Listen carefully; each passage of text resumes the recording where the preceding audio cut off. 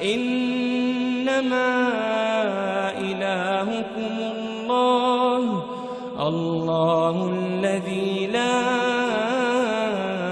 إله إلا هو وسع كل شيء علما. Okay, assalamu alaikum everyone. So, Alaikum assalam wa rahmatullahi wa barakatuh. yeah, so today we will be continuing down our path of the different world religions and how we can approach it in terms of dawah. Following Christianity, we're going with Judaism, since I foolishly thought this would be a smaller event. But if you look in the staff channel, there is an accompanying document. It's huge, it's massive, so we have a lot of ground to cover. So let's just get into it. So, Judaism is definitely the oldest Abrahamic religion, and it's certainly one of the oldest monotheistic religions, which means monotheistic means that there is only faith in a singular God, instead of polytheism, which would mean that there is a faith in multiple gods. So, Judaism sets the foundation really for Christianity and shares very many similarities with Christianity in terms of what we look at when we approach it to give dawah to Jews, right? So, we will explore what Judaism is here, what the Jews actually believe, similarities we share, discrepancies in the Torah, because there are a few, and then we will go over people to not let into the server when you're answering tickets or you see behavior anywhere else, because there are a few things that we should definitely be aware of, and there are some pretty anti-Muslim Jew opinions that might not be immediately obvious unless we have the knowledge and we can look at it with the lens of knowledge and understand maybe the references they're making, maybe the Zionist jokes they're making, right? So, Judaism has its root in the Mediterranean. It was started along the Fertile Crescent, which is, of course, a very popular place for starting religions because Christianity was founded there as well. So it has twice the age of Christianity, because Christianity has only been around for around 2,000 years. Judaism has been around for around 4,000 years. However, Judaism is a lot smaller. They only have about 15 million members, making it the 10th most popular religion globally, but it's beaten by things like the Shinto religion, folk paganism. Folk paganism beats out Judaism with a huge margin, almost twice their numbers. Anyway, I'm not going to get too much into detail about the numbers and the surveys done about the different faiths. We're going to jump into the actual beliefs so we can get an understanding of their core beliefs. So, Tanakh. What is Tanakh? Tanakh is the Jewish word, or the Hebrew word, for the Jewish Bible, known to most of the world's English speakers as the Old Testament, because this is, of course, what the Christians call it, and Christianity is still the most popular religion globally. And, of course, the Jews don't call it the Old Testament, as they don't believe in a New Testament. It's just the Tanakh. So, the Tanakh is 3 books. It's not a single one. You have probably heard about the first book there, which is, of course, the Torah. Then you have the Nevi'im and the Ketuvim. Now, Jews, in general, put the most weight on the Torah. That is what you're gonna find if you go into a synagogue. You will find a handwritten Torah, often copied down by the head rabbi in the synagogue. So, and the Torah consists of 5 books, and that is the 5 books of Moses. Why they call it the 5 books of Moses and not the 5 books of Abraham, I do not know, because Abraham is still the most prominent figure. But here is at least a short summary here. So, in the Torah, it starts with God creating the world in 6 days, and then he rests on the 7th. Now, contrary to Christianity, where the 7th day is the Sunday, Jews follow the opinion that the seventh day is on Saturday. So when we follow the Hebrew calendar, when we follow the Jewish calendar, it is on Saturday it happens. God, after creating the world and after some time has passed, then contacts Abraham, right? Like, of course, we had Adam and Eve, we had events before this, but these do not set the foundation for the Jewish belief. So they are not that important for us to really brush up on. Like, it is a good morality tale, but it is not something they base their beliefs on. It's just as an example for them and about what happened, right? So Abraham gets told to leave his home in Mesopotamia, where he was, and then he would search for the promised land of Canaan.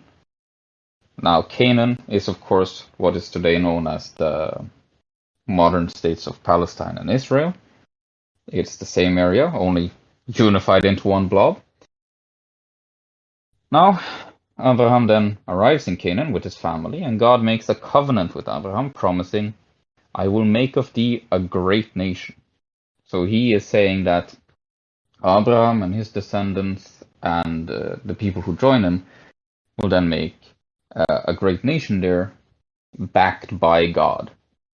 You know, so this really sets the foundation of what we are seeing today in the state of Israel. Like the reason why there's land appropriation from the Palestinians, the reason why they are so Zionistic. This is why, because in the mindset of the Jew, it is their promised land, and of course they are not going to give it up. So he promises Canaan, God promises the whole land of Canaan to Abraham and his descendants, but this is where we get the other aspect of the covenant. So in order to seal the Holy Covenant, which God is requiring of Abraham, and has commanded him to do, then Abraham has to offer up something of himself.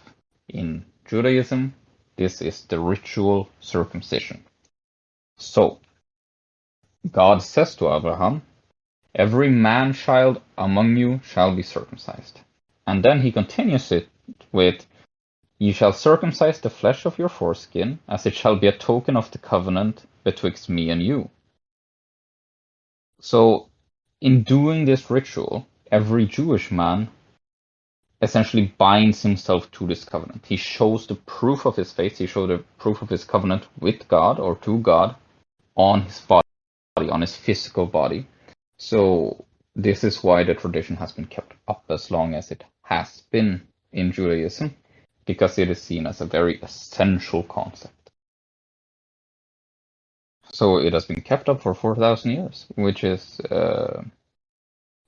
astonishing. So we move on to Abraham's grandson. He was called Jacob. Now, Jacob is actually where we get the term of Israelite from, or Israel from, because Jacob wrestles with God, like literally physically wrestles with him, or an angel. It's not completely clear in the Torah, and that's a matter of debate among scholars of Judaism. But that's not really important right there. But anyways, since Jacob wrestles with God, or wrestles with an angel of God, he then gets the moniker or the name of Israel, which is someone who wrestles with God, literally translated. Jacob then had 12 sons, and their descendants would then be known as the children of Israel, which is also known as the Israelites. So that is what the term Israelite means. It literally means a child or a descendant of Jacob, right? So the term is pretty self-explanatory, but this is not where we got the name Jew from. This is not where we get the term Judaism from. I will get into that in a bit. So, since the children of Jacob and the children of Israel then got the name Israel and Israelites, they also gave this name to the land of Canaan, which God had promised the Jews. which is why it's called Israel today, and which is why it will probably be called that for as long as we are aware of it, at least. So, the children of Israel would then be enslaved in Egypt until Moses appears. And then, under God's guidance, he releases the plagues, he leads the Israelites out of Egypt, he parts the Red Sea, and then he arrives at Mount Sinai. So, here, where it differs from the general fate of the Christians is that he does not just get 10 commandments, he gets 613. He gets the entire Torah.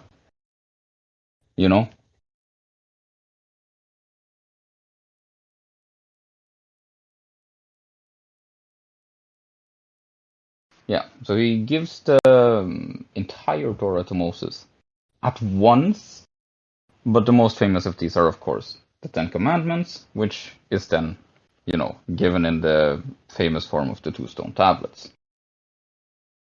Now, this is known as the Second Covenant, or the New Covenant. So, the first covenant was the circumcision, the ritual circumcision that they had with Abraham and God and his descendants. The New Covenant, or the Second Covenant, requires the sons of Israel to worship only this God, right? Before, this was not a stipulation. Apparently, it didn't matter as much in the Jewish faith, but yeah, when the 10 Commandments come down, stipulates, okay, you have to worship only this God, you have to follow these 10 Commandments as best you can, and then in return, God will bless the Jewish people and make for them a holy nation, which is again the promised land of Israel. So the Israelites would then live in Israel, follow the commandments, do this for a long time until Solomon built a holy temple in Jerusalem, which then houses the Ark of the Covenant, which is where they, it was a sort of casket where they stored the 2 original stone slabs with the 10 Commandments. Right? So that was considered then the sacred heart of the Jewish worship and religion. That was where every Jew would make pilgrimage to. It was considered the most holy place. But rather ironically, Solomon and his kingdom would cut itself in 2 because there was disagreement among the tribes of Israel, the 12 tribes of Israel. So they were split into 2 nations. First was Israel, populated by 10 tribes of all the 12 tribes of Israel. They were directly descended from the sons of Jacob, and they resided in the north of Canaan.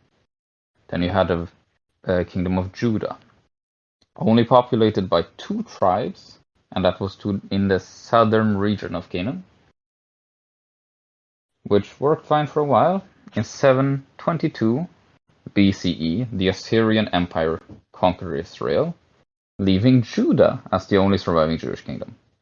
So, they had a leader. He was called Judah, a random son of Jacob, really. He, in the Torah, he doesn't appear to have divinely been selected. It was just pure chance, right? He got no special protections. He got no special message from God. He just happened to survive. It is from his name of Judah where we get the term Judaism, and why the followers today, the modern followers today, are called Jews. It literally translates again to a descendant of Judah and a follower of the religion of Judah, because that was the only known survivor, the only known surviving Jewish kingdom at the time. So that term was then co-opted, which is why we have the weird mix of Israel being called Israel, but religion being called Judaism, and the people being called Jews.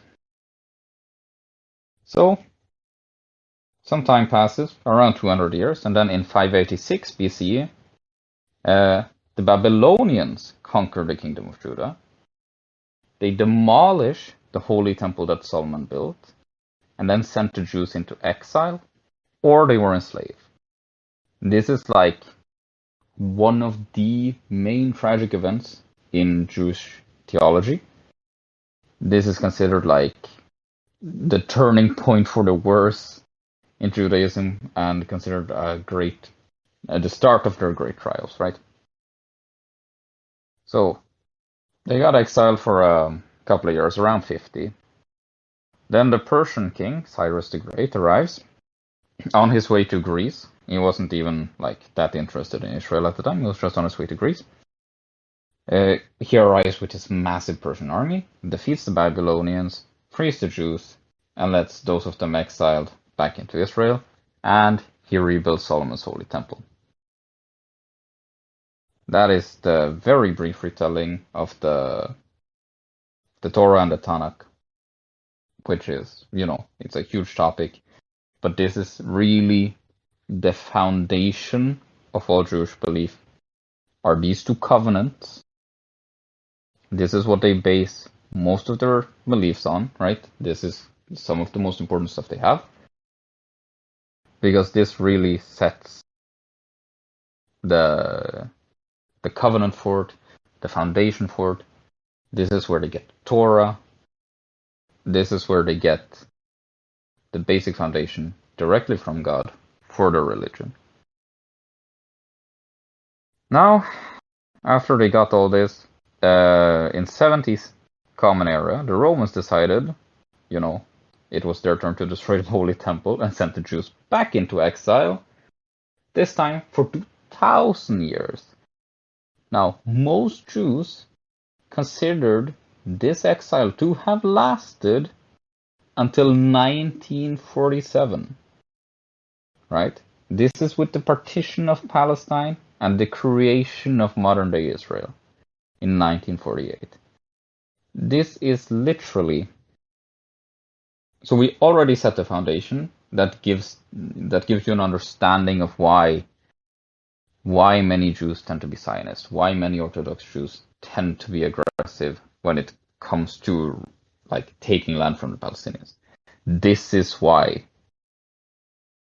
under the Jewish religion it is considered their land. That is of course not the case, but that is what they believe, and this is a really zealous belief. This is not something they've been rid of easily at all. Of course, they've believed it for 4,000 years. So this is really the goggles with which they view the entire conflict with Palestine. They came back, and for us, it's considered quite modern history, the partition of Palestine, right? But to the Jews, this is long history. So they just came back to their Holy Land, and now they want to reclaim all of it. It doesn't matter if it's legal what they do. It doesn't matter if they commit war crimes or shoot kids. Irrelevant. It's considered their land, so they're going to do whatever they can to get it back, right? Now, this was, of course, a very brief overview of the Torah and the Tanakh. So if you see some tickets where there are questions you can't answer or things you might wonder about, refer back to me and I will answer them, no problem. Now, before Abraham's time and during Abraham's time, he lived in a world with quite a few gods. I have two examples here. One is Marduk, which is the god of war, and Dagon, which is, strangely enough, the god of mermen. So this is like half fish, half man. Not a mermaid, a merman for some reason. This was considered a divine race of beings at that time, again according to Judaism. This is, of course, where Abraham differs, and this is where Moses differs. It is the belief in the one God, an eternal, all-powerful, all-knowing creator of the universe, the source of all morality. So he sets the foundations of how we should behave. God has no children. This is a very important belief, very big differentiation from Christianity. God has no children in Judaism. Jesus is not a child of God because God has no children. Done. He has no rivals and no equals. So, no rivals also means big department from Christianity here. There is no Satan. There is no evil entity. There is no other force. It's just all God. So no rivals, no equals. Now, in Judaism, there are generally two accepted names for God. It's Elohim and Tetragrammaton, which is kind of a weird term, because Tetragrammaton is not actually the name of the God, because the name of the God was lost thousands of years ago, which is why you see the spelling of God in Judaism often as YHWH. There is no correct pronunciation of it. You can say it however you want. The most popular one is Yahweh. And when it comes to which people say it, generally Orthodox Jews, Zionist Jews, they do not like to say the name of God, as it is considered disrespectful for a mortal being to utter the name. They will also not write the name of God on any piece of paper, any piece of literature. They will use a contraction, which is G-D. That is the accepted contraction.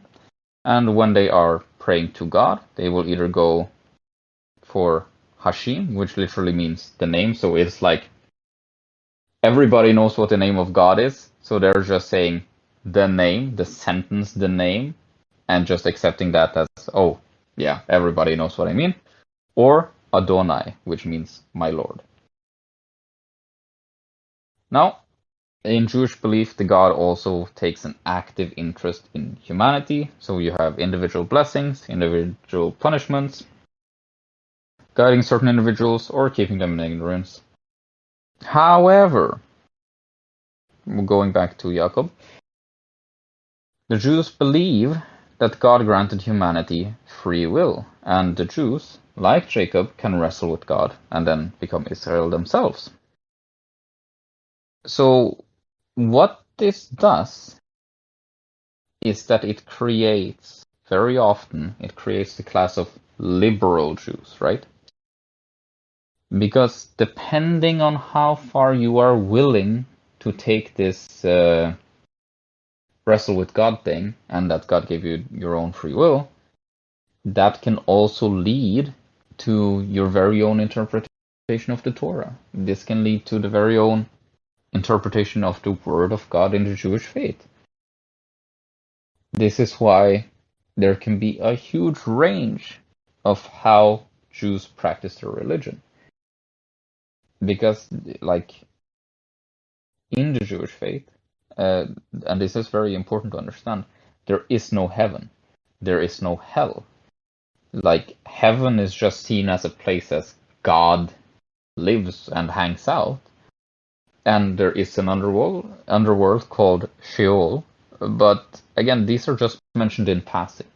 We don't have a description of the afterlife. We don't have a description of the punishment of the sinners. Nothing of that. It is just a very general kind of understanding of, like, oh, heaven is a place where God hangs out and but no descriptions. Humans will not go there. Our souls will not go there. Then Sheol is the underworld, but again, it's just a place some souls go, and there's no depiction, there's no description. It's just barely mentioned. So, since there is no direct description of hell or heaven in Judaism, they instead have clarification of what happens to the soul, how the soul lives on after death. For example, when Abraham dies, the Jewish Bible says, he breathed his last, dying at a good, ripe age, old and content, and he was gathered to his people. So, the Jewish Bible describes the whole concept, the whole every Jewish person being gathered with their people as long as they were not majorly sinful, right? They will become gathered to their people. There's no description of where this is. They just go to a place where they're with their people. And then sinners, they will be cut off from their people. So the body returns to the earth, it decomposes like it should do, but the soul goes on to live with its ancestors. Jewish people accept that they have no clue what happens to the soul after they die. Absolutely no idea. No idea about the afterlife. It's apparently not relevant. So they have no concept of what the rewards will be if they're a good Jew, what it looks like, anything like that. So, all of that said, then why do Jews practice their religion if they have no real idea of the punishment or the reward they are getting from doing these actions? Why do Jews, continue following Judaism if that is the case? Well, basically because they think it will improve the life here on earth. They think that God has promised them certain things, and they will then, instead of having a sense of responsibility to God, they will have a sense of responsibility to their community and their people. Right? So this is why we see, again, you can have horrible people in Judaism, but as long as they are forwarding what the Jews consider as important, like reunifying Israel, like Benjamin Netanyahu, then it's not relevant. Now, another core concept in the Jewish belief is Ceraka, which translates as justice or charity. This is again from the Torah, most important of the books in the Tanakh. Anyway, the Torah literally says, "Thou shalt not wholly reap the corners of thy field, neither shalt thou gather every grape of the vineyard, and thou shalt leave them for the poor and the stranger." So, the way modern Jews apply this to their life is that they donate 10% of their income to the needy, usually every month. Though, again, it differs. Some people don't donate at all. Some people donate more. Some people do it every year. Some people do it every month. Depends on how orthodox they are, and depends on how liberal they are. Now, modern surveys, especially done in places like the United States and other places with large Jewish populations, still put this Jewish version of charity way behind Muslims. Muslims donate around $50 per person per year. Jews donate around $36 per person per year. So we can see that in terms of donation, we outclass them significantly. Well, yeah, they donate 10%, but you have to remember that this is 10% to the needy and the poor. It does not have to be a stranger necessarily. So, if you have someone in your family going through a hard time in Judaism, give 10% to them. That's not an issue, right? Because the sense of brotherhood and the sense of tribe is so strong there. This is very common. This is common practice. Or they might donate it to a synagogue that they personally know. Like, this is not out of the realm of common things to do. So, moving on from that is the concept of charity in Judaism. We will then move on to the belief of the Messiah. I'm not going to try to pronounce it because I am absolutely terrible at it.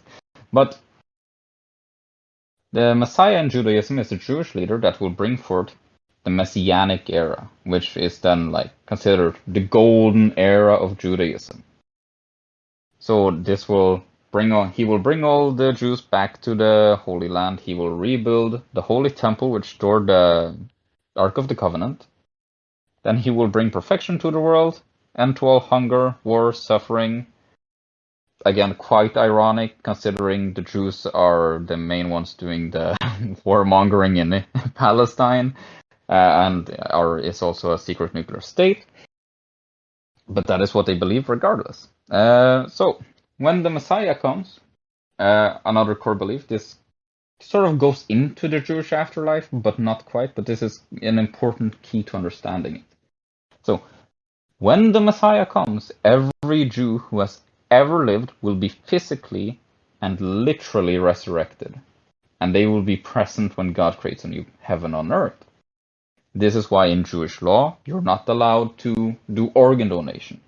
If you accidentally have some kind of horrendous accident where you lose your arm or something, when they bury you, they have to toss the arm into your coffin together with the rest of your body, because you have to have all your parts to be resurrected. So it doesn't matter what you lose, if it's a tooth, if it's an eye, if it's anything, put it in the coffin. It has to be complete for you to be resurrected. Now, of course, no Jews believe the Messiah has yet to come, because the Jews are still suffering greatly, and there's a lot of hunger, a lot of poverty and stuff in the world. But that is at least how they see it happening when the Messiah comes. This is prophesied in the Torah. So, moving on from that, this has all been about Torah and core beliefs of that nature. Now we will talk about secondary religious interpretations. Consider it like we might have narrations and hadiths. This is like the Jewish version of that, essentially. So their main religious book is the Tanakh. Following that, the second most important book in Jewish theological literature is the Talmud. Now, the Talmud is a huge, huge book. It has 38 volumes, 10 million words. They still write things in the Talmud, because what you find in the Talmud is, debate, Jewish law, history, ethics, legends, philosophies, all of this. So the thing is, some of the debates that modern rabbis have with scholars that lived maybe 700, 800, 1,000 years ago is still written into the Talmud. So when you read it in a few lines, you can read from a rabbi that lived 1,500 years ago to one that lived 20 years ago. It is absolutely awful to read. The structure is terrible. But regardless, this is how most Jews apply Jewish law to their life. They read the Talmud, they read the interpretations of Jewish law there, then they apply this to their own life, right?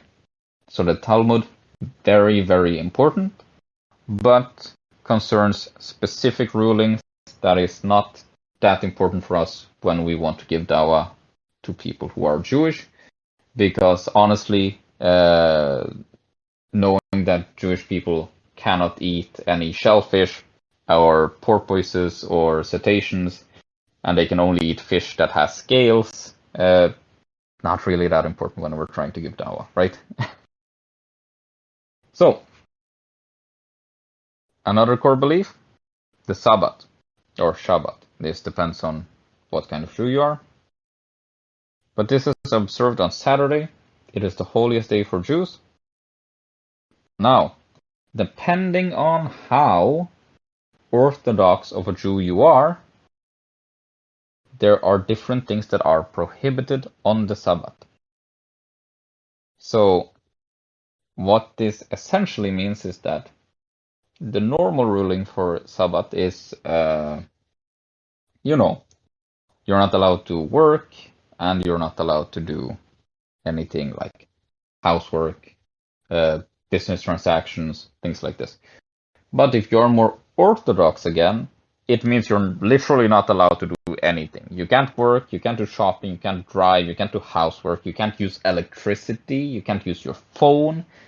The the only thing you should do on the Sabbath is, prepare your food, pray, read the Tanakh, read the Torah, read the Talmud. That's it. So this really turns into... Wait, Matti. Yeah. When I was doing Shabbos with the Jews one time, yeah, they were doing a bunch of dancing and singing, Yeah. But the dances and the songs, they are part of the Jewish tradition. It's sort of like an act of worship. So since it is considered a day of spiritual and physical rejuvenation, of course they have things that are suggested that they do to also have fun. But the main focus of the Sabbath is, again, religious diligence. So yeah. So that's why they usually read the Torah and stuff. Right, and then we have the rules of kosher. Now, what is kosher? It's, vegetables, fruits, grains, and nuts. For meat, it has to be an animal that has cloven hooves and chews its cud. What is chewing its cud? Well, that is common in ruminant animals. Ruminant animals are animals with 4 stomachs. So take a sheep, a goat, a cow, water buffalo, whatever. So chewing its cud is when the animal then eats grass, partially digests it, and then regurgitates it and chews it again, which is why cows will chew even though they haven't eaten in a while. That is the basics of kosher. And then we move on to the synagogue. The synagogue, after the destruction of the temple in Jerusalem, oh my god, wait. I can't speak apparently. So the synagogue, after the destruction of the temple in Jerusalem, oh my god, hang on, I need a second. Okay, again.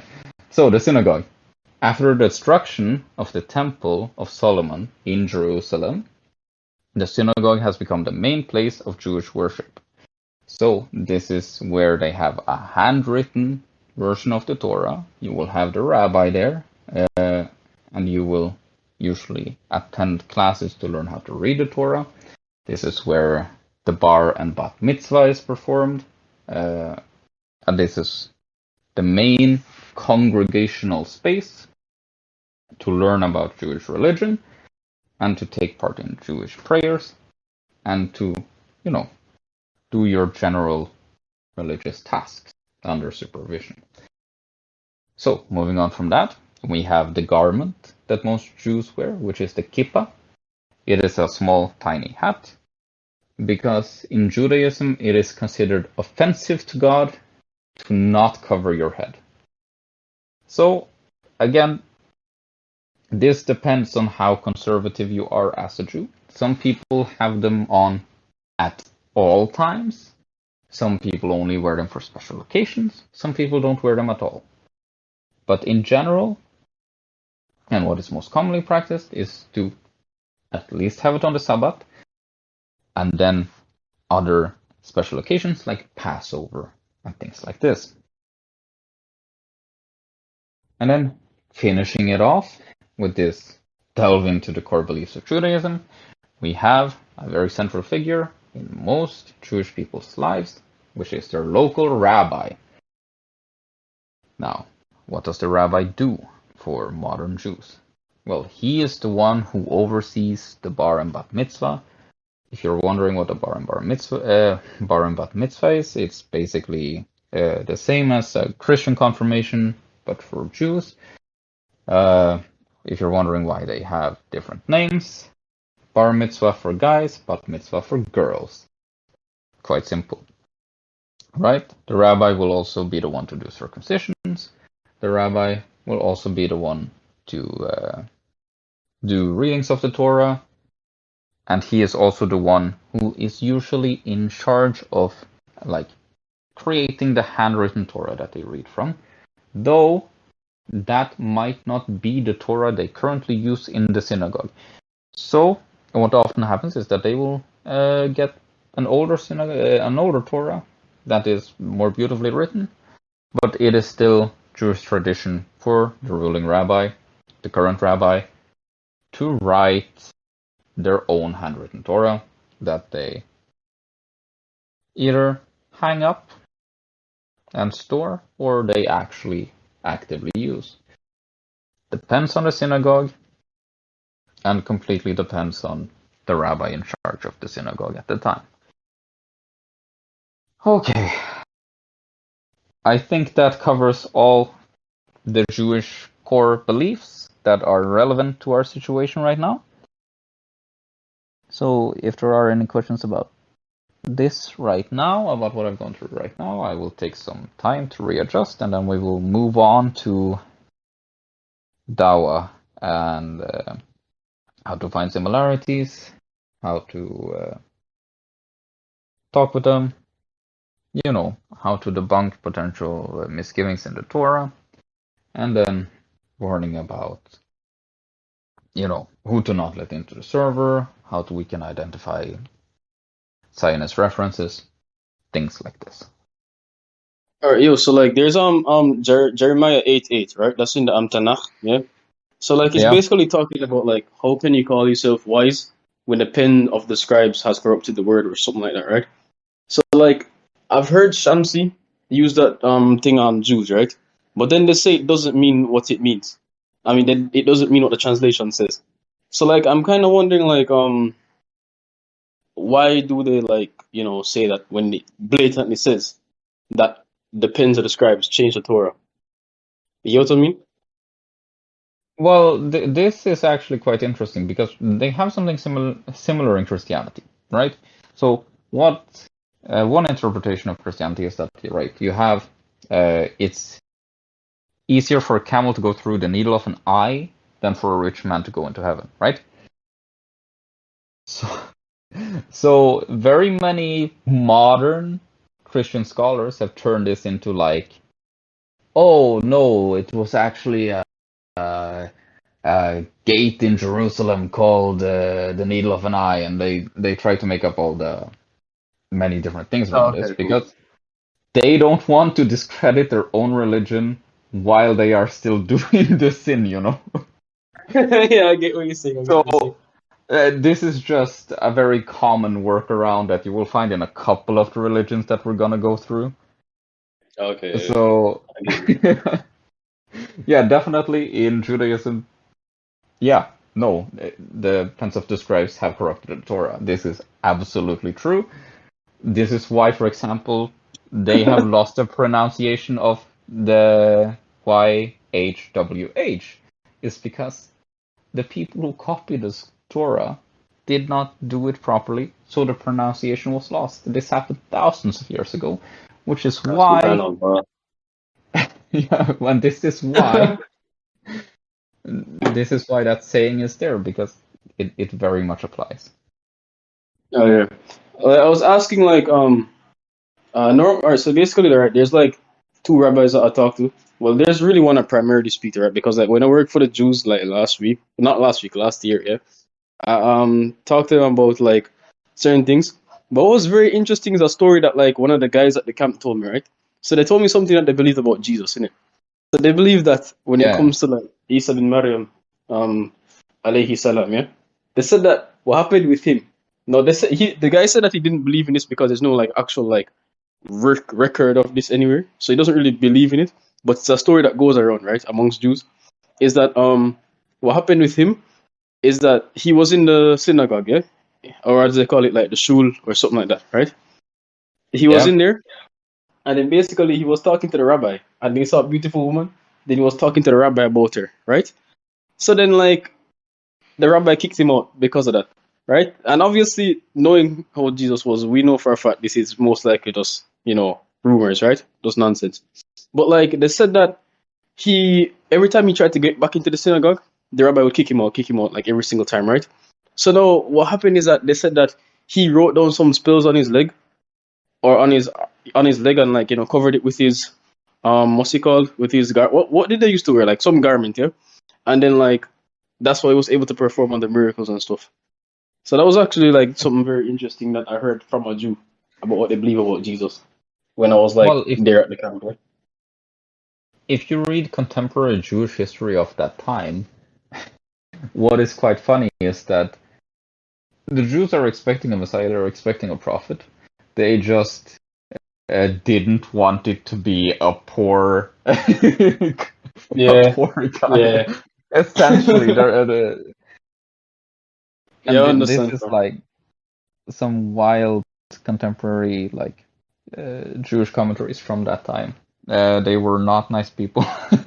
Yeah, I realize that for sure. So there's something else, yeah.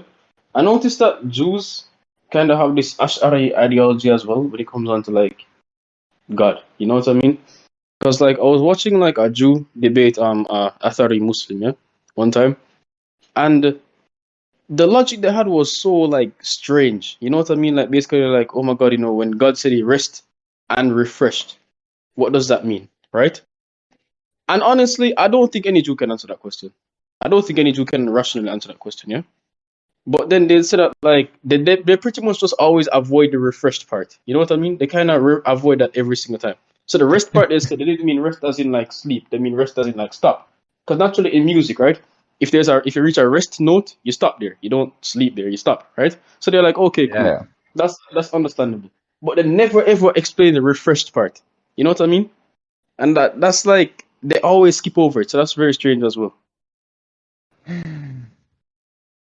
Yeah, but I don't have the answer for that one actually, because of course they can't explain it themselves, so it's kind of hard for me to answer. All right, everyone. Uh, I can't remember everything. I'm trying to remember some of the stuff that I remember from watching Jewish debates and stuff. Yeah. Okay. I think I should move on. Okay. Common ground. So, like I said last time, the first approach to giving dawah to someone, the best approach, in my opinion, you don't have to agree with this, but the best approach is to try to find common ground and soften their heart that way. So, how can we do this with Jews? There are certainly a fair few things we can definitely do. So, the first thing I would start with is the holiest of the Jewish days, the Sabbath. How can we find common ground here? Well, this is quite easy. We can talk about the similarities between kosher and halal. That would be a good starting point. We can also, which is very interesting and which you should definitely try if you get the opportunity, is to compare at least a bit the Sabbath to them towards the Friday prayer. This might have varying degrees of success, but considering that the Sabbath is the holiest day for them, and then we have the Friday prayer, this is a very good jumping off point to break the ice and show, hey, we have some similarities. It might not be exactly the same, but this is a good place to start. Let's keep continuing this conversation. Because what we want to engage people in when we are giving dawah is that we want to guide them towards the correct line of questioning and self-evaluation. We want them to think, oh, hey, why do these people believe different things from us? You want them to think, what do these similarities mean? You want them to reevaluate their own faith. You want them to think, am what I believing the correct way to worship God? What can I do to change? And then they will maybe research a bit more into Islam. And then they will go down, the rabbit hole that is the self-evaluation we want them to experience and want them to think about when they are turning towards Islam. So that is definitely a good starting point. We can definitely also, in many cases, draw upon the similarities of some of the prophets, We can talk about Jonah, we can talk about Moses, we can talk about Jacob, we can talk about Abraham. There should be very little variation in the stories. And then when you once engage in that dialogue between the similarities of the Islamic story of Abraham and then the Jewish story of Abraham, what we can do is again engage in these similarities and then say, oh, hey, this is how we apply this story in Islam. This is how we look at it, and this is what we follow. Why do you think it's different? So again, we want to make them question. We want to make them reevaluate that. Everything we bring up, every prophet story we bring up, we want to make them reevaluate. The more they self-reflect, the more they reevaluate, the easier it will be for us to guide them towards Islam. Now, these are the main similarities. You might find some others that are that might spring to your mind, but these are the main ones that I would usually draw upon if I were to do this myself, and have done in the past.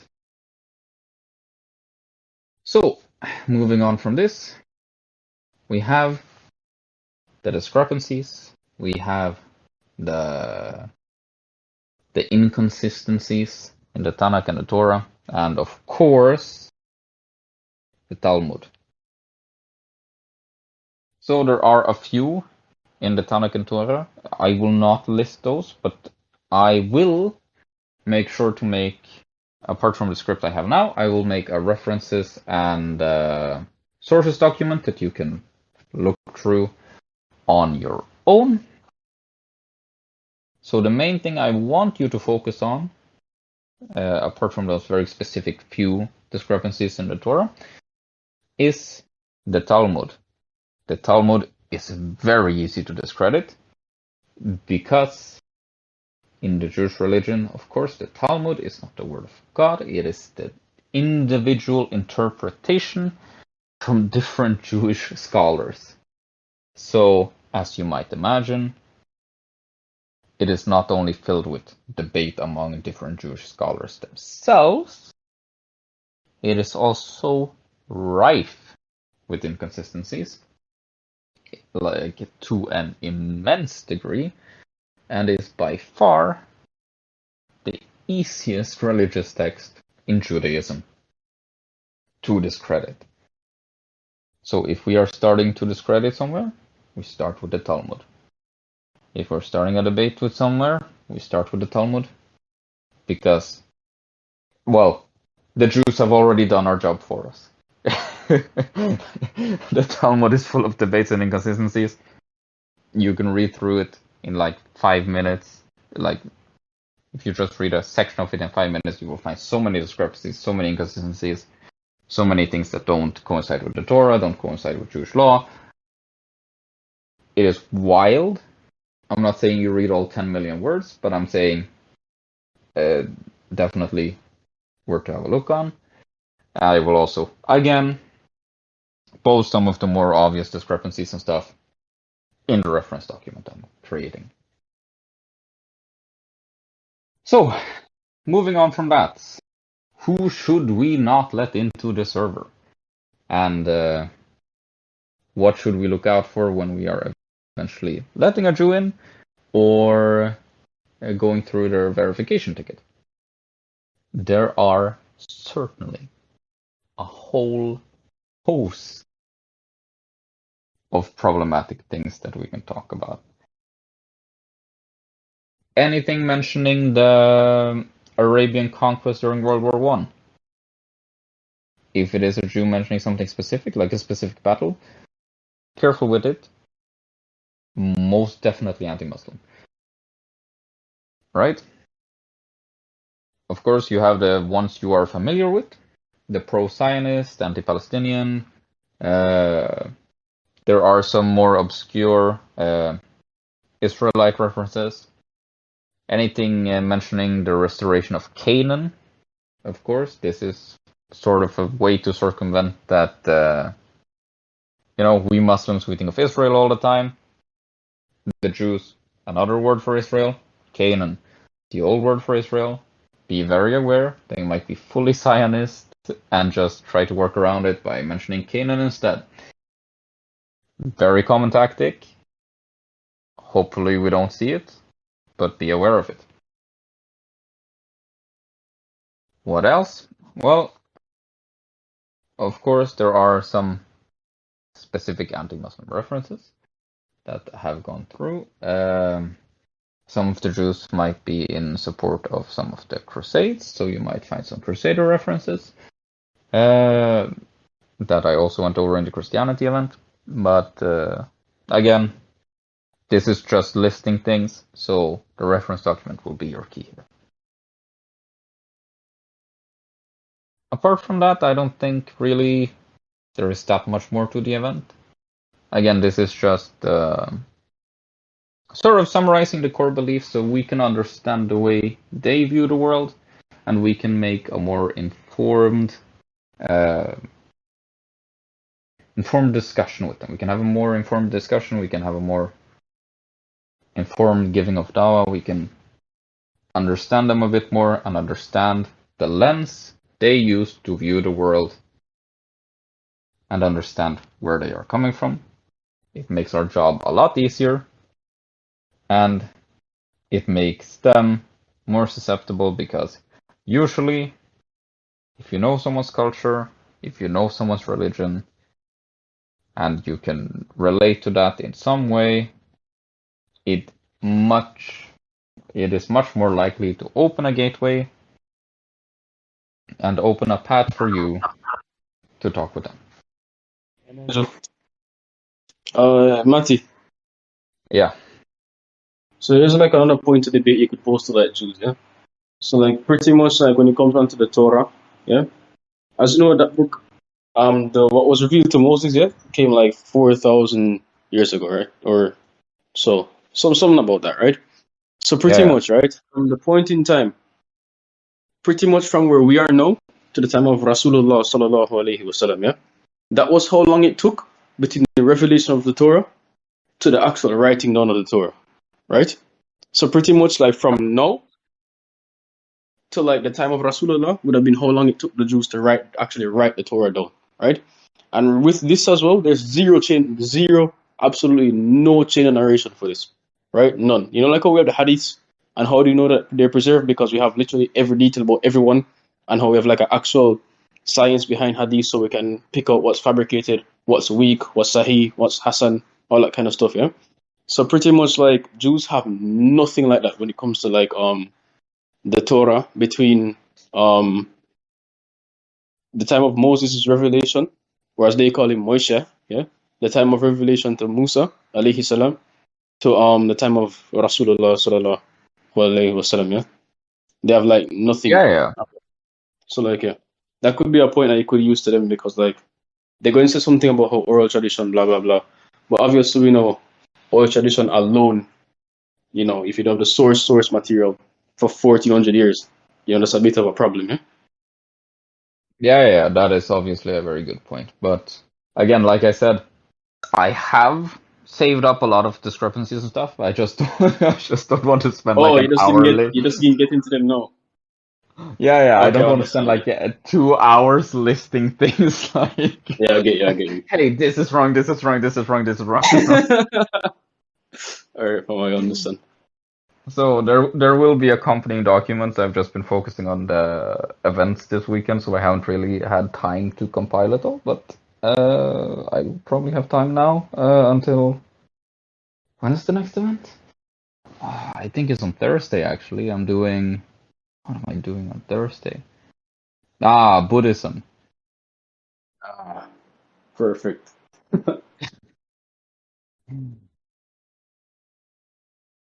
So yeah, I think that's everything. If there's any more questions, feel free. And I also want to finish this the same way I did last time, which is, again, if you are encountering any person from this faith and you get questions you're not sure you can answer, or you get some doubts yourself or whatever, come to me right away. I will debunk them in a second. All right. No sweat of my Inshallah. brow. Inshallah. You know what's funny though? The fact that I'm literally like going to work with them for like 2 months now. So like yeah. Well, I mean, that is if the US government doesn't like stop me in the airport. You get me? Yeah. Yeah, bro. Alright, assalamu alaikum wa rahmatullahi wa barakatuh. Walaikum salam, my friend. And walaikum salam to everybody else. Have a great night, or day, or whatever time it is for you. I'm heading off to sleep, and then I'm gonna make the reference documents and stuff tomorrow, inshallah. Alright, inshallah. بارك الله فيك. السلام Inshallah. عليكم.